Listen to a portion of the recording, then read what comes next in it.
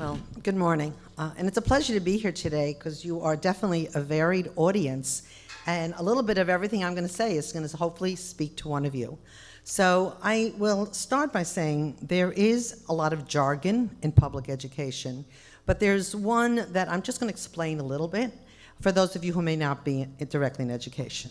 And that's called planning backward by design.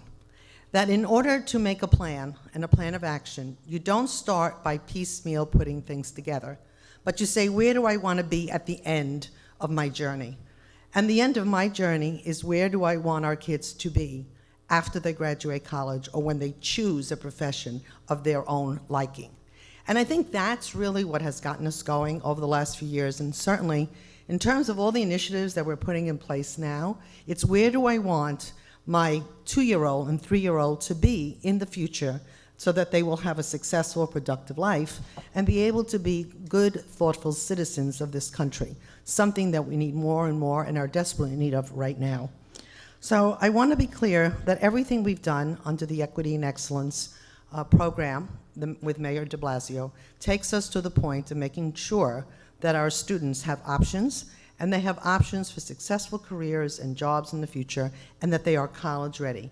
Graduation rates by themselves are not enough, and I'm glad there are many of you here from the university level, because being college ready means that they could go into class and take advantage of everything they need.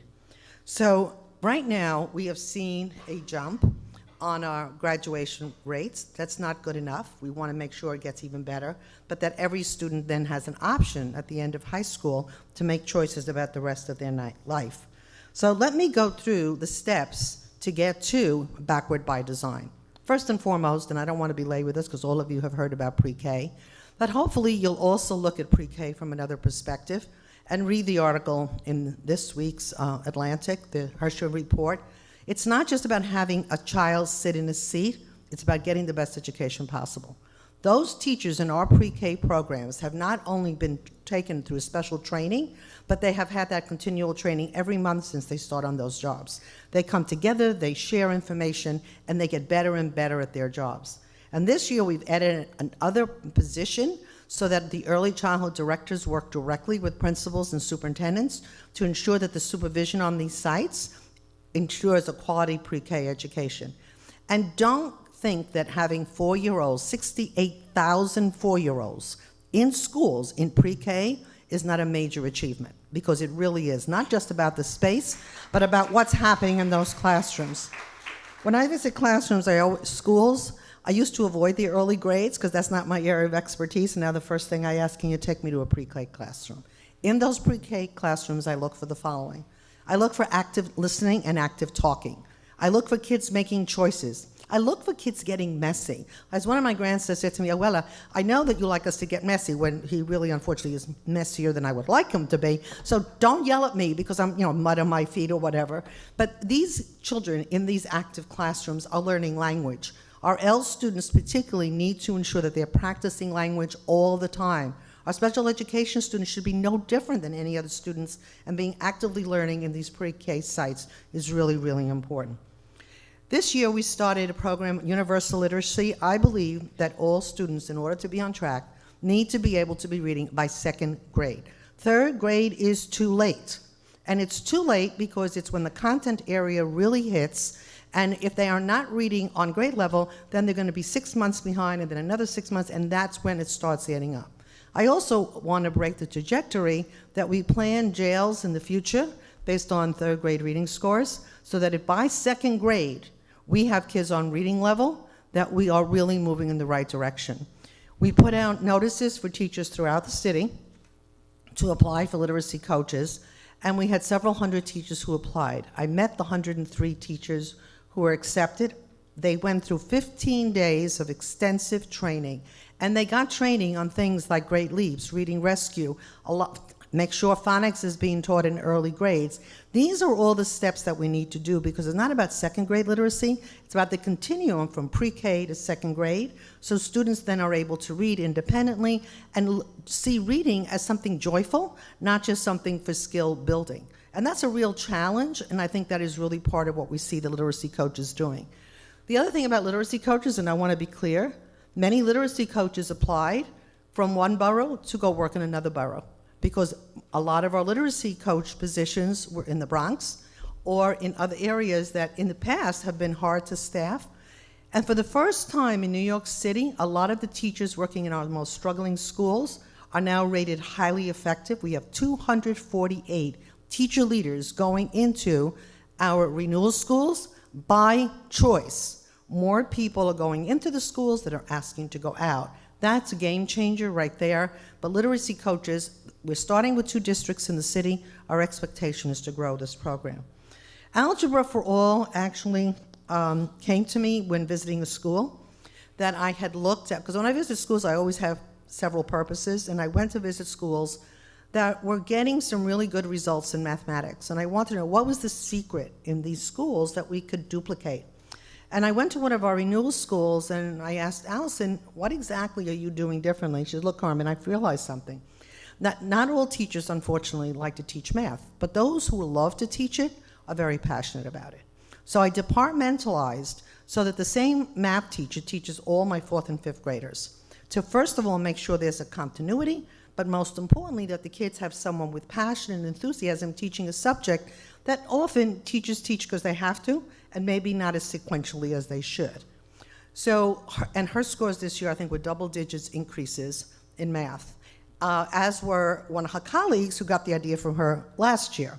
So this year, we recommended and asked which schools would like to experiment with departmentalized 5th grade, algebra and math, and over 100 schools, well, more than 100 schools applied, but we accepted 100 schools, and actually have put them through training to see how this will work out. And I do think algebra is a game changer.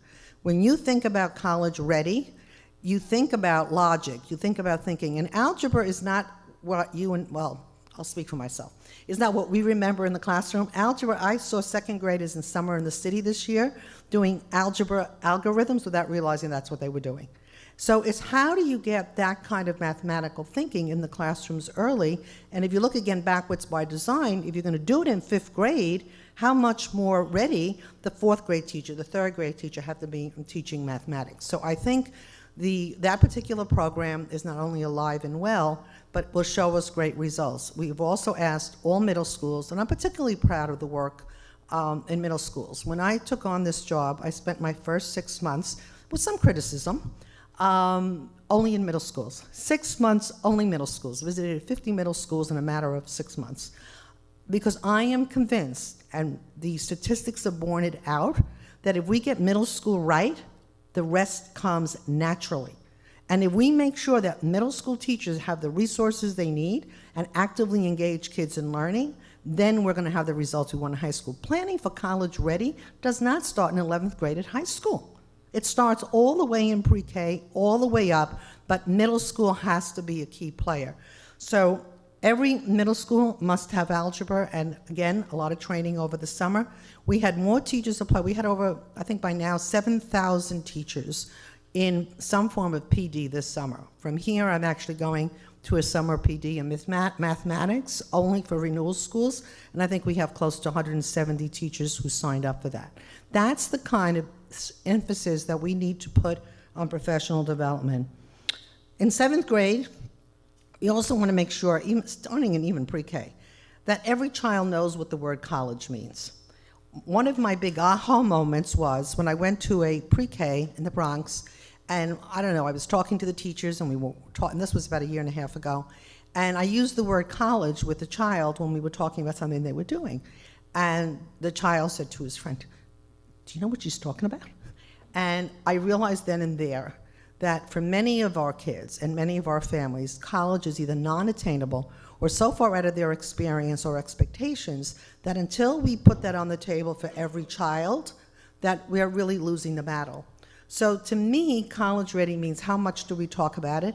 Who do we talk about it to? The forgotten people in terms of our emphasis have been our parents. This past year, we did several workshops, 2 of them totally in a second language. We did a whole day in Mandarin, and we did a whole day in Spanish.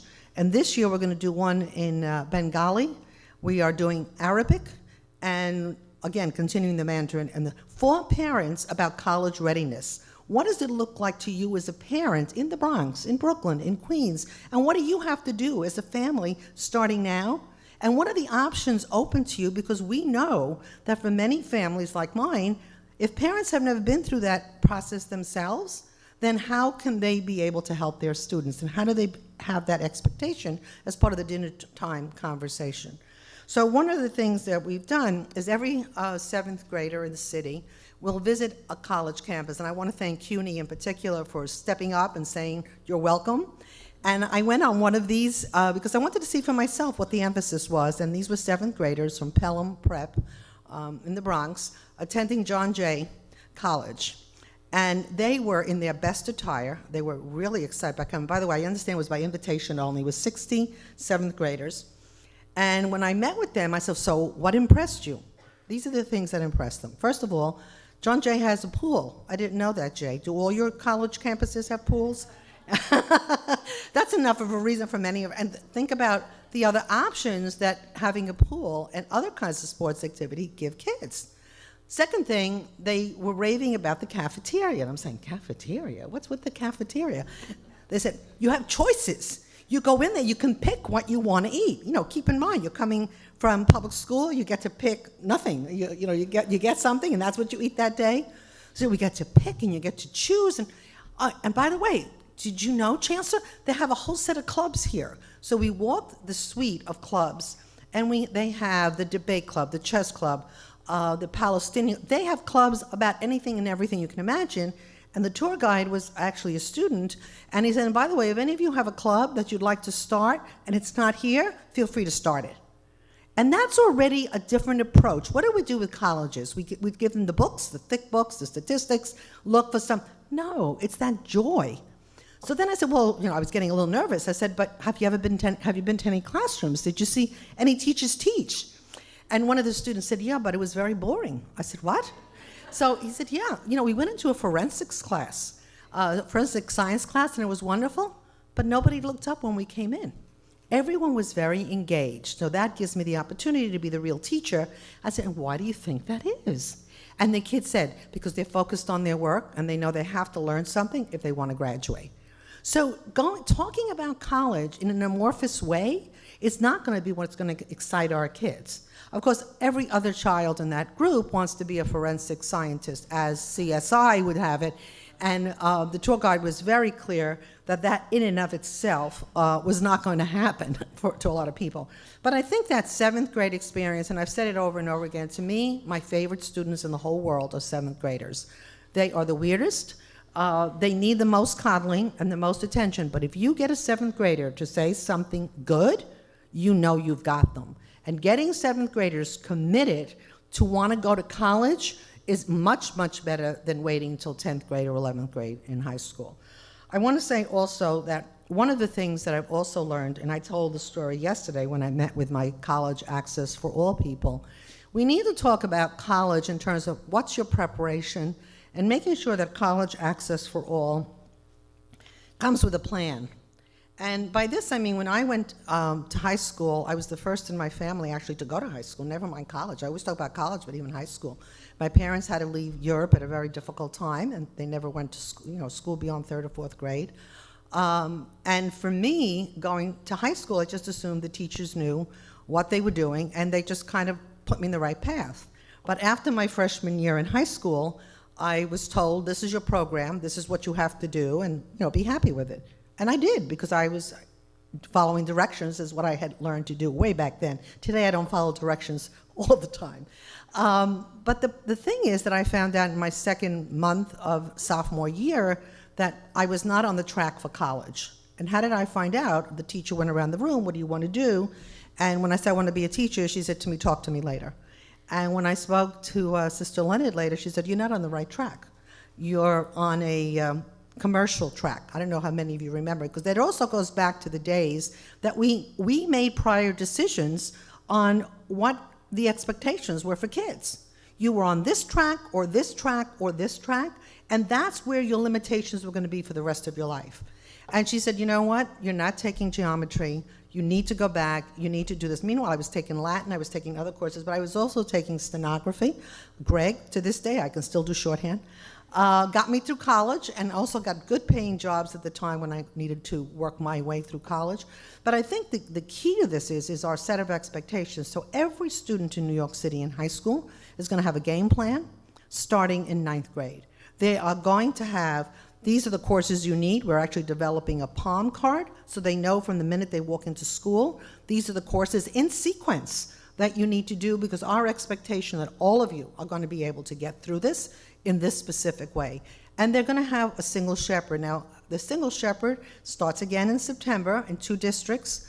We had 1,000 applicants for a little over 100 seats. 1,000 applicants of guidance counselors, social workers, and these are going to be people who are going to be specifically trained to take a group of students and, starting in 6th grade, take them and their families. What is college? What do you need to do to get ahead? You know, what are the courses you're taking? What are the things you might need to do? And this is part of our family engagement also for financial support, because you can also learn to save money, financial literacy, but also if you want scholarships, what are some of the things that you need to have ready on your resumes so we can put you in that track? So the Single Shepherd is an initiative we're particularly proud of, and right now, when I meet with those people who are doing that, they're very excited. And again, a lot of our CBO partners are also looking to be partners in this with us, and we welcome all hands on deck. I want to say also that one of the fallacies in public education is that sometimes if students aren't doing well, we have to give them easier courses. And the research all shows that the more rigorous the courses are, the more likely the kids are going to be engaged. And for me, AP courses that are only for the kids who qualify really is a big mistake. And I hear this from parents all the time. And also, which of the high schools have advanced placement courses and which ones don't is sometimes determined by geography. And we're trying to change that radically. So one of the things that we have done is that we have said all high schools, particularly in co-located campuses, will have AP courses, and added several other things to that. Starting this year, SAT tests will be done during the school year, during the school day, in their own school, free of charge to all high school students. That's a game changer. And though it may not seem like a lot in terms of money, when I started interviewing high school students about 1.5 years ago, I had 2 students who said to me, I can't take the SATs, I work on Saturdays. And the Saturday work that I do brings money home to my family. Another student told me, you know, the SAT course in my neighborhood requires a train and a bus ride away. They are not given in our neighborhood. And that's when started us thinking, well, if we made SAT taking much more accessible, it does many things simultaneously. It ups the ante of teaching in all the schools, because all teachers have to expect that all kids are going to take the SATs, and therefore you need to expose all kids, not just in this track versus this track, to the same kind of high-level thinking and information. So to me, that in and of itself is going to be a game changer. The other thing that I think is important, we started working on co-located campuses. We are earmarked 10 co-located campuses this year, and I want to give a shout out to Lehman High School campus, which has done an outstanding job. 6 small schools now have done something remarkable, so much so that the elected officials are going to have a big celebration before the opening of school. And here, this is what we did. We said, you still keep your own personalities, but you're going to put together a student council with 2 students from each high school. You're going to put a parent advisory council from 2 parents from each high school, so they start looking at the campus as a whole. And your AP courses, you're going to have to talk to each other, so that if you're in one of the schools, you might be able to take an AP course in the other school. So what does that mean for high schools? The biggest thing, a single bell schedule. And by the way, these principals went back to the table and put in place for September a single bell schedule. And that to me is major, because it shows that not everyone has to do everything, but by sharing resources, we're going to be offering a lot more programs to students that are just going to get them more and more ready. So I'm really proud of our initiative with the co-located high schools. I think also that what I think is very important is that we've also included after-school programs in all our middle schools. Every single middle school in New York City has after-school programs, and that also means that kids are free to explore other things that they might interest them. So as they start going to college or thinking about college, they understand that they have all these options. I think part of the work that we've been doing also is about ensuring that kids have confidence and poise, and a lot more in our middle schools in particular, debate teams. MSQI is something we've been using, and I think is really working well. We have increased our dual language programs. We have increased the arts almost threefold from 2.5 years ago. And the arts in particular have a very special place in my heart, because I know that if you're committed to an art form, just as, or an athletic form, as you've seen this week in Rio, kids learn the habits they need to be academically sound. They learn that practice is important. They learn that focus is important.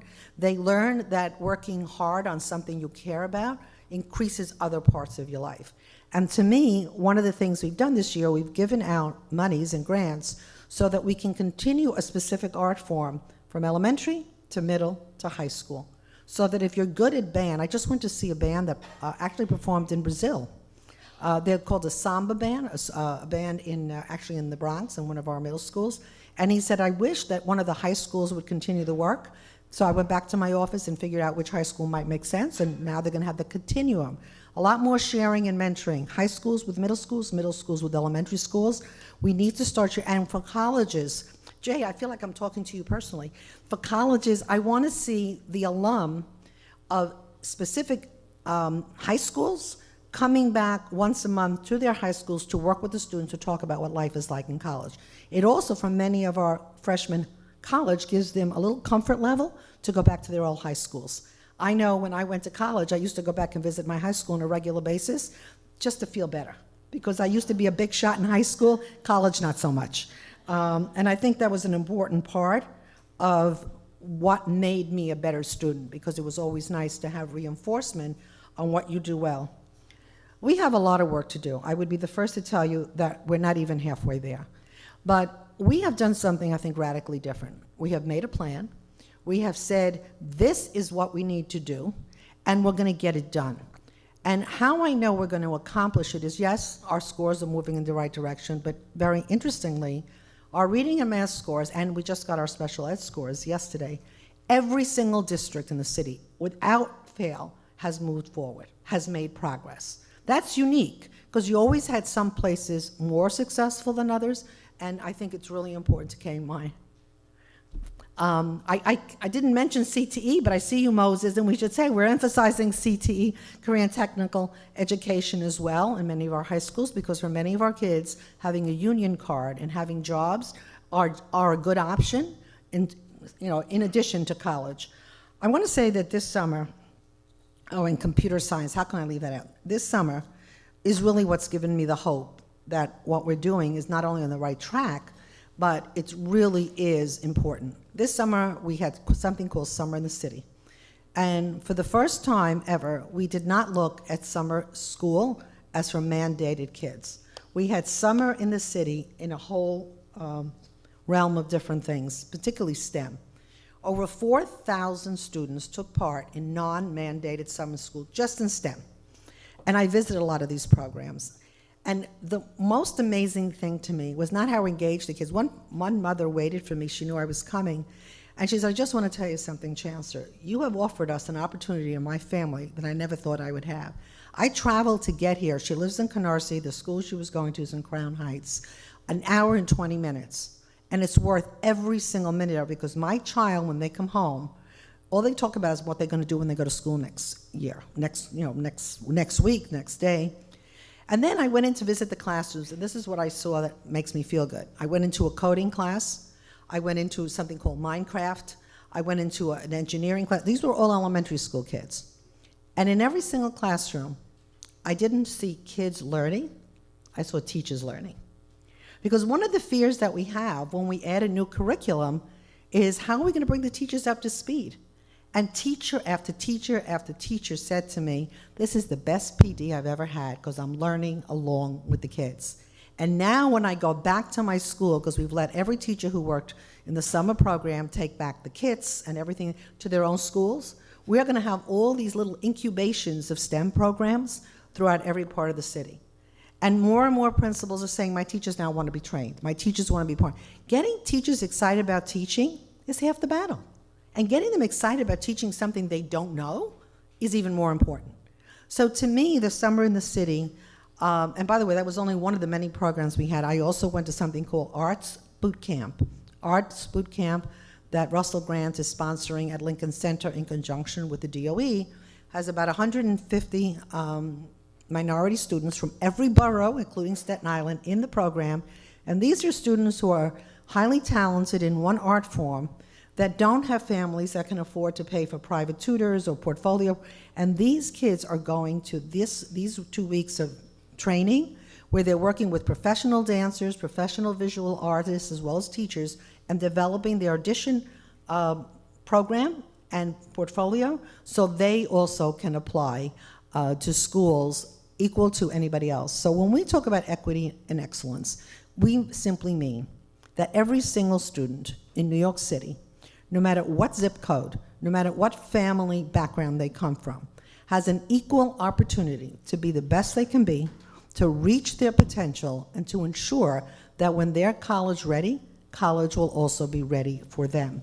And they will have options. They will not be put into a place that says your future has been predetermined because your parents don't speak English, or because you have special needs, or because for some reason or other we forgot about you. So it's really my pleasure to be here today because I need all your help. This is definitely not a one-woman job, but most importantly, I'm particularly grateful for the assistance from the state, both the regions and the commissioner. They understand the importance of what we're trying to do, and I appreciate their focus on the things that matter most. So stay tuned, but equity and excellence is alive and well in New York City. Thank you.